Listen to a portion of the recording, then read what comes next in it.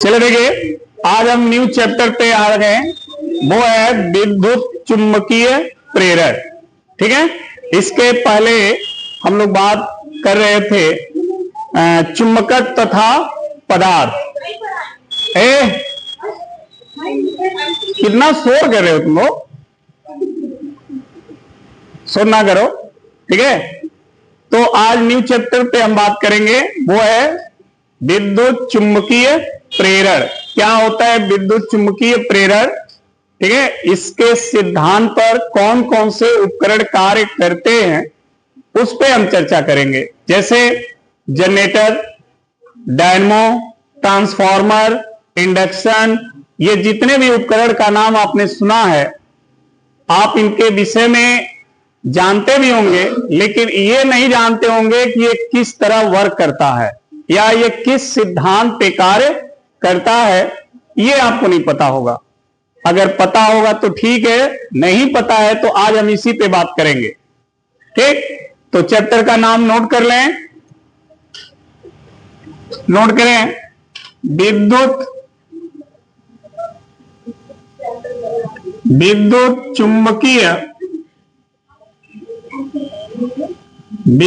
चुंबकीय प्रेरण, ये आपका चैप्टर है। ठीक है, इसमें ध्यान है, इसमें सबसे पहले हम पढ़ेंगे विद्युत चुंबकीय फ्लक्स। चुंबकीय फ्लक्स क्या होता है? विद्युत फ्लक्स आप सब पढ़ चुके होंगे। चुंबकीय फ्लक्स क्या है? चुंबकीय फ्लक्स भी आप पढ़ लिए होंगे पिछले वाले चैप्टर में, लेकिन यहां पर भी एक बार आपको बताना पड़ेगा, क्योंकि जो आपका ये चैप्टर है वो इसी से रिलेटेड है। तो क्या होता है चुंबकीय फ्लक्स? विद्युत फ्लक्स का डिफिनीशन सभी को पता है, ठीक है, कि अगर किसी पृष्ठ को विद्युत क्षेत्र में रखा जाए तो उस पृष्ठ से लंबवत गुजरने वाली विद्युत क्षेत्र रेखाओं की संख्या उस पृष्ठ का क्या कहलाती है? विद्युत फ्लक्स। सेम उसी तरह से चुंबकीय फ्लक्स भी है। अगर आप किसी चुंबकीय क्षेत्र में किसी पृष्ठ को रखते हैं और उस पृष्ठ से लंबवत चुंबकीय बल रेखाएं गुजर रही हैं, तो उन रेखाओं की संख्या उस पृष्ठ की क्या कहलाएगी? चुंबकीय फ्लक्स। ठीक है, तो हेडिंग लगा लें,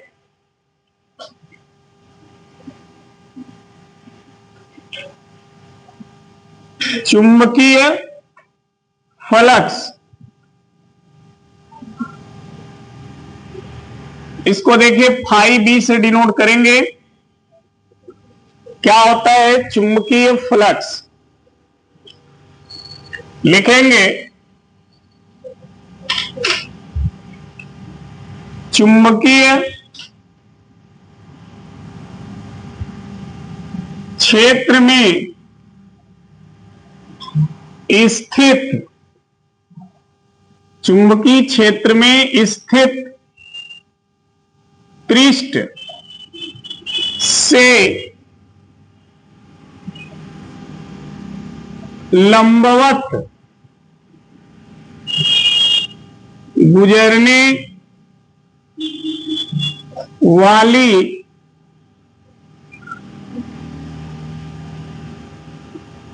चुंबकीय क्षेत्र रेखाओं, इसी को बल रेखा भी कहते हैं, चुंबकीय क्षेत्र रेखाओं की संख्या को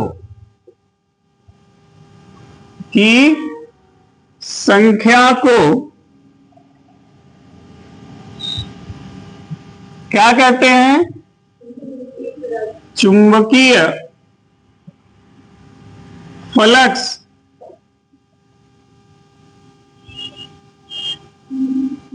कहते हैं।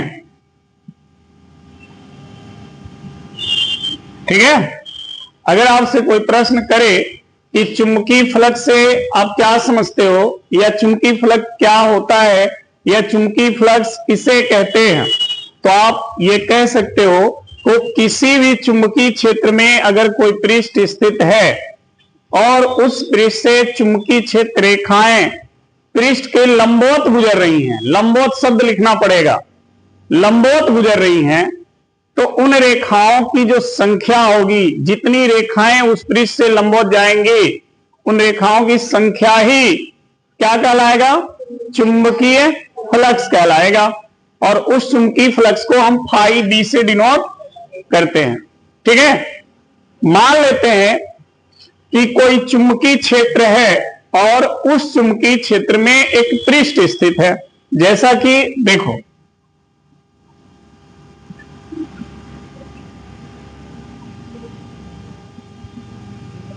मान लेते हैं यह एक पृष्ठ है। ठीक है, इस पृष्ठ का कुल क्षेत्रफल है S।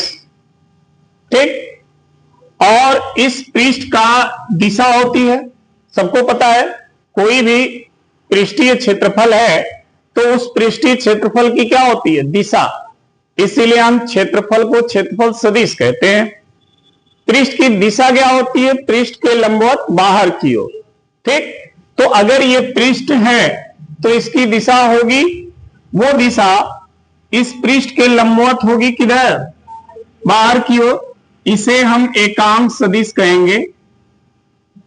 ये इस पृष्ठ की दिशा है, इसे n कैप हम लिख सकते हैं। ठीक है, इस पृष्ठ को हमने जिस चुंबकीय क्षेत्र में रखा, वो चुंबकीय क्षेत्र की दिशा देखिएगा ध्यान से। सपोज दैट ये वो चुंबकीय क्षेत्र है,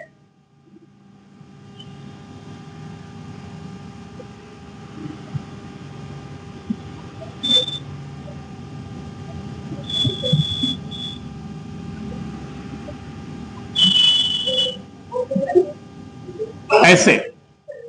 ठीक है, ये चुंबकीय क्षेत्र की दिशा है जिस चुंबकीय क्षेत्र में हमने पृष्ठ को रखा है। ठीक है, और ये जो है पृष्ठ की दिशा है। ठीक, दोनों के दिशा के बीच का एक क्या है? कोण है थीटा। ध्यान रखना इस कोण को, मैक्सिमम बच्चे इसी कोण में कंफ्यूज हो जाते हैं कि ये कोण किसके किसके बीच का है।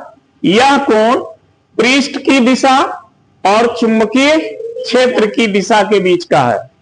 ठीक है, तो इस पृष्ठ से गुजरने वाला जब चुंबकीय फ्लक्स की आप कैलकुलेशन करोगे तो क्या लिखोगे? देखो, मान लेते हैं, माना S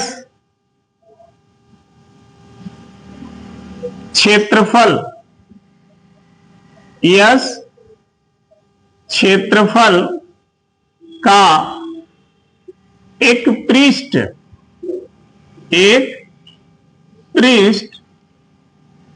चुंबकीय क्षेत्र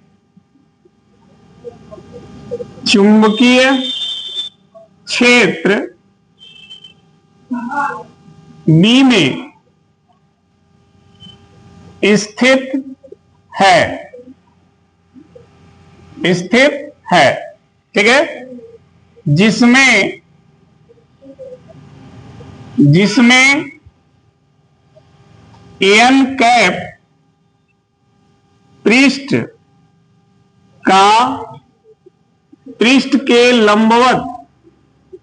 पृष्ठ के लंबवत क्या है? एकांक सदिश है। ठीक है जी, ध्यान देना, हमने मान लिया कि यह क्षेत्रफल का एक पृष्ठ है ये, और यह पृष्ठ चुंबकीय क्षेत्र B में स्थित है, जिसमें n कैप पृष्ठ के लंबवत एकांक सदिश है। ठीक, तो इस पृष्ठ से गुजरने वाला चुंबकीय फ्लक्स, तो पृष्ठ से गुजरने वाला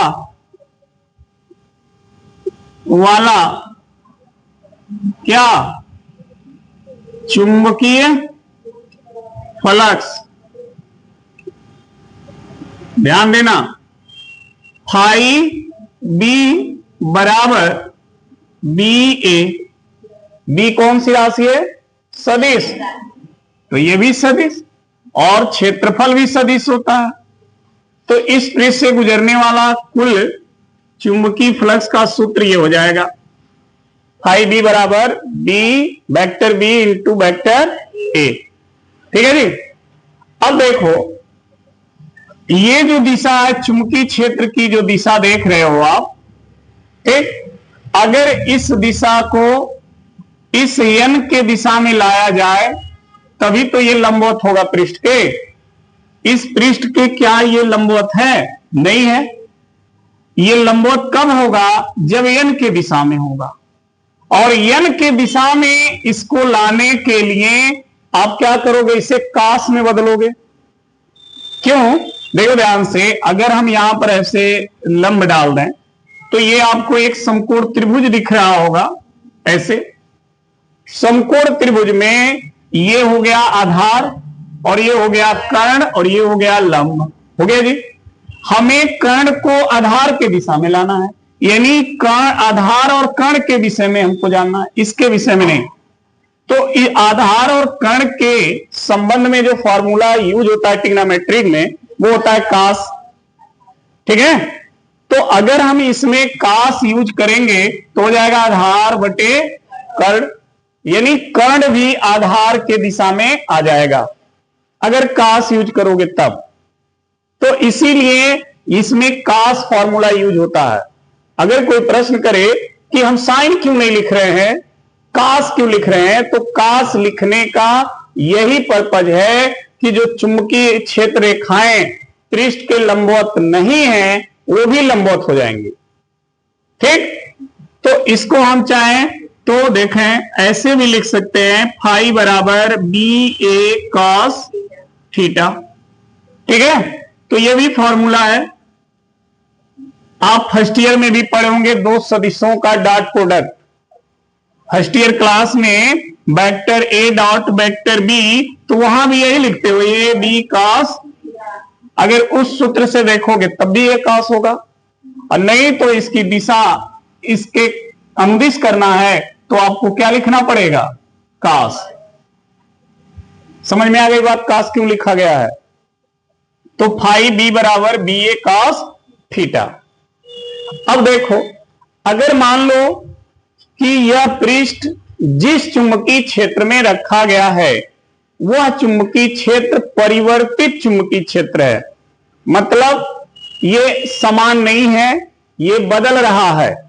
ऐसे चुंबकीय क्षेत्र में अगर हम इस पृष्ठ को रखे हैं तो इस पृष्ठ से गुजरने वाला चुंबकीय फ्लक्स आप कैसे ज्ञात करोगे?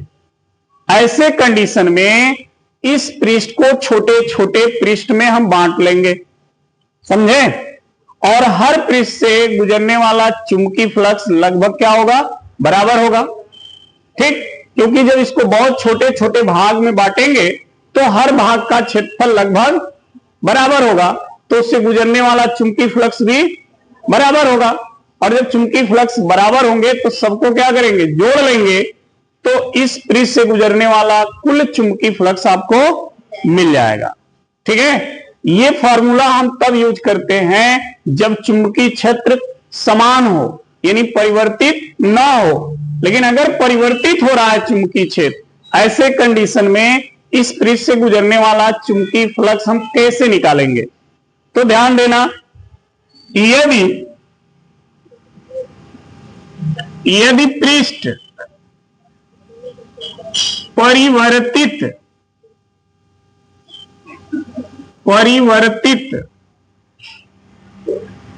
चुंबकीय क्षेत्र में स्थित है तो पृष्ठ को छोटे छोटे अवयवों में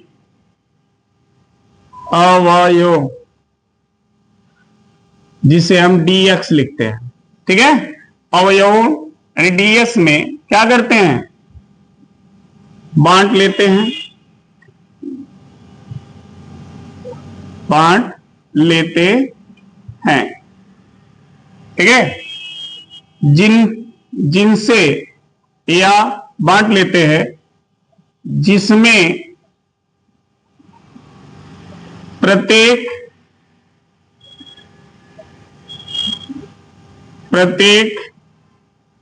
अवयव से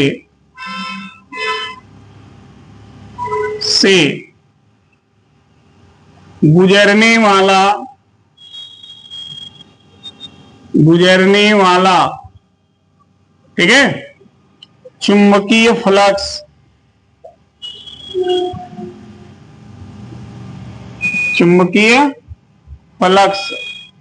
क्या होता है?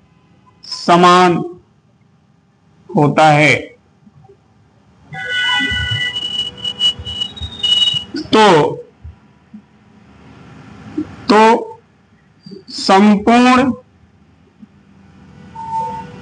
पृष्ठ से गुजरने वाला वैद्युत फ्लक्स चुंबकीय फ्लक्स चुंबकीय फ्लक्स। ध्यान देना, हमने कहा यदि पृष्ठ परिवर्तित चुंबकीय क्षेत्र में है, ठीक है, तो पृष्ठ को छोटे छोटे अवयव डीएस में क्या करते हैं? बांट लेते हैं। डीएस क्या है? उस छोटे से पृष्ठ की क्षेत्रफल है, ठीक है, जिसमें प्रत्येक अवयव से, प्रत्येक छोटे छोटे क्षेत्रफल से गुजरने वाला जो चुंबकीय फ्लक्स होगा वो क्या होगा? समान होगा। और जब समान होगा तो संपूर्ण पृष्ठ से गुजरने वाले चुंबकीय फ्लक्स का मान कैसे निकालोगे? उसके लिए सभी छोटे छोटे पृष्ठों से गुजरने वाले चुंबकीय फ्लक्स को जोड़ोगे, और जोड़ने के लिए हम क्या करते हैं? समाकलन कर देते हैं। तो मान लो एक छोटे से पृष्ठ का क्षेत्रफल डीएस है, और वो जिस परिवर्तित चुंबकीय क्षेत्र में रखा गया वो चुंबकीय क्षेत्र क्या है? डी। तो इन दोनों का गुणा कर दोगे तो छोटे से पृष्ठ से निकलने वाला चुंबकीय फ्लक्स निकल जाएगा। तो ऐसे सभी छोटे छोटे पृष्ठों से निकलने वाला चुंबकीय फ्लक्स आप निकाल लोगे। ठीक है, ये इसी का समाकलन कर दोगे तो ऐसे सभी छोटे पृष्ठों से निकलने वाले चुंबकीय फ्लक्स जुड़ जाएंगे, और ये बराबर हो जाएगा फाई बी। तो एक तो फॉर्मूला ये है, अगर पृष्ठ परिवर्तित चुंबकीय क्षेत्र में है तो तब ये इस्तेमाल करेंगे। ठीक है जी, यहां पर देखो इसी को हम और आगे भी लिख सकते हैं, फाई बी बराबर, इसको इस सूत्र पे रख दो तो क्या होगा? बी डी एस कॉस, ऐसे भी लिख सकते हैं इसको। समझ में आ गई बात? चलिए देखिए, ये सूत्र इस वाले पे लिखा गया है क्योंकि पूरे पृष्ठ से गुजरने वाला चुंबकीय फ्लक्स हमने निकाला डायरेक्ट यहां पे, और यहां पर उस पृष्ठ को छोटे छोटे भाग में बांट करके निकाला है। और बांटने के पीछे रीजन क्या था कि चुंबकीय क्षेत्र परिवर्तित था, और पहले वाले केस में वो परिवर्तित नहीं माना था हमने, इसलिए डायरेक्ट पूरे पृष्ठ से निकलने वाला चुंबकीय फ्लक्स हमने निकाला है। ठीक है ना? तो ये रहा, अगर ये पृष्ठ मान लो बंद पृष्ठ हो तो चुंबकीय फ्लक्स कितना होगा? 0। अगर ये पृष्ठ बंद पृष्ठ हो तो कुल गुजरने वाला चुंबकीय फ्लक्स 0 होगा। क्यों? क्योंकि जितनी चुंबकीय क्षेत्र रेखाएं इस पृष्ठ से निकलेंगी उतनी ही पृष्ठ से अंदर आएंगी। तो निकलने वाला चुंबकीय फ्लक्स धनात्मक होता है, आने वाला चुंबकीय फ्लक्स ऋणात्मक होता है, दोनों बराबर हो जाएंगे। तो बंद पृष्ठ से गुजरने वाला कुल चुंबकीय फ्लक्स क्या हो जाएगा? 0 हो जाएगा। तो यहां पर एक और नोट कर लेते हैं, यदि पृष्ठ क्या हो? बंद पृष्ठ हो, यदि पृष्ठ बंद पृष्ठ हो तो फाई बी का मान क्या आएगा जी? 0 आएगा। ये ध्यान रखना, फाई बी का मान 0 हो जाएगा। ठीक है, अब आप कैसे फाई बी 0 हुआ समझ में आ गया ना? चलिए अब हम बात करेंगे कि चुंबकीय फ्लक्स का मात्रक क्या होता है, एक कौन सी राशि है। ठीक है, तो देखिए चुंबकीय फ्लक्स कौन सी राशि है, सदिश अदिश, कौन सी राशि, अदिश राशि है। ध्यान से सुनो, जब दो सदिशों के बीच डॉट प्रोडक्ट हो तो उनका गुणनफल अदिश होता है, और जब दो सदिशों के बीच क्रॉस हो तो उनका गुणनफल सदिश होता है। ठीक है, तो चुंबकीय फ्लक्स दो सदिशों के बीच डॉट प्रोडक्ट को कहते हैं ना, तो ये कौन सी राशि है, तो यहां लिखेंगे चुंबकीय फ्लक्स अदिश राशि है, पहली चीज। दूसरा,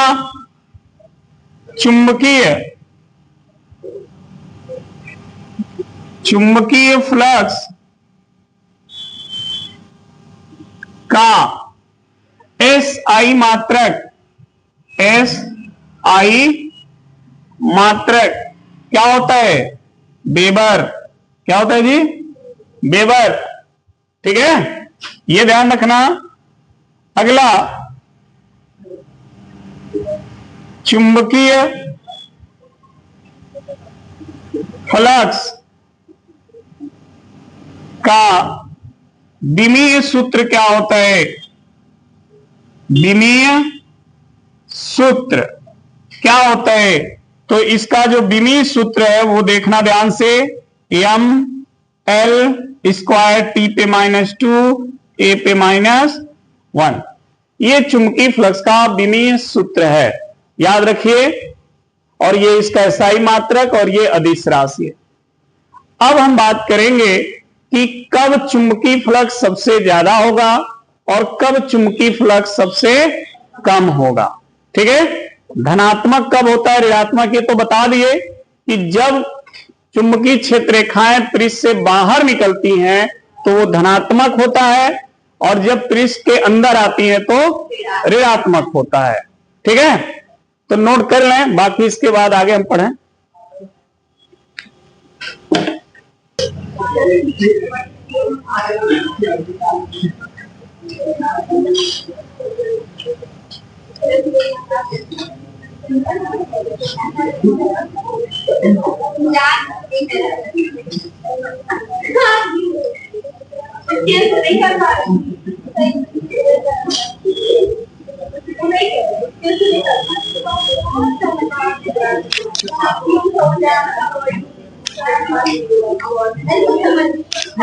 चलो देखो, देखो जी,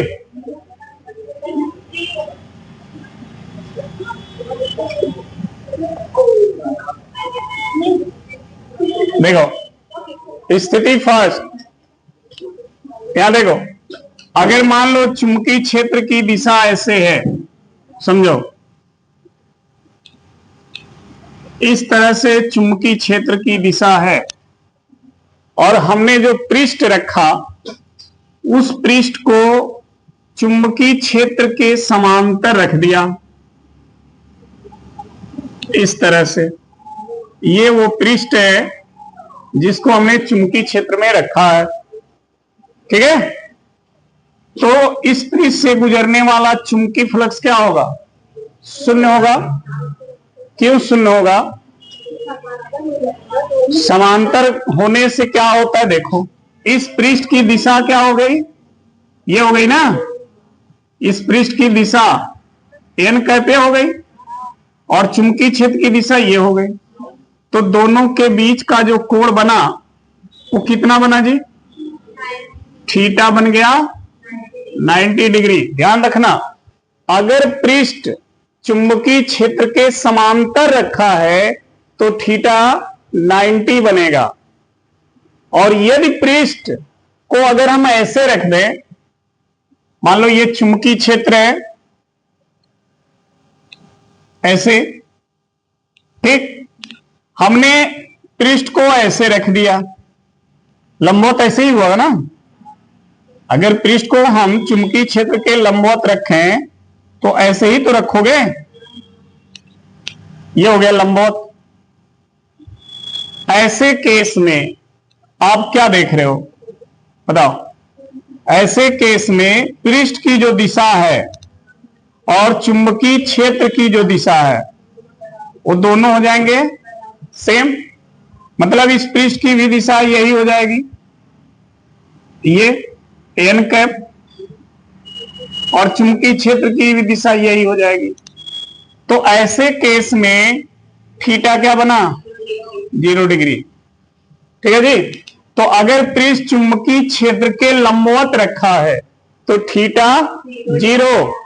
लंबवत शब्द से 90 मत लिख देना, इसलिए फिगर बना रहे हैं हम। लंबवत का सेंस से आता है तो सबके दिमाग में आ जाता है 90 डिग्री, लेकिन यहां पर केस कुछ और है कि अगर ये पृष्ठ लंबवत है तो पृष्ठ की दिशा और चुंबकीय क्षेत्र सेम दिशा में हो जाएंगे, तो थीटा 0 बन जाएगा। क्योंकि जो थीटा है वो पृष्ठ की दिशा और चुंबकीय क्षेत्र के दिशा के बीच का कोण है, न कि पृष्ठ के रखने की दिशा के बीच का कोण है। समझ में आ गया बात? तो ये ध्यान रखना। तो स्थिति फर्स्ट में यदि पृष्ठ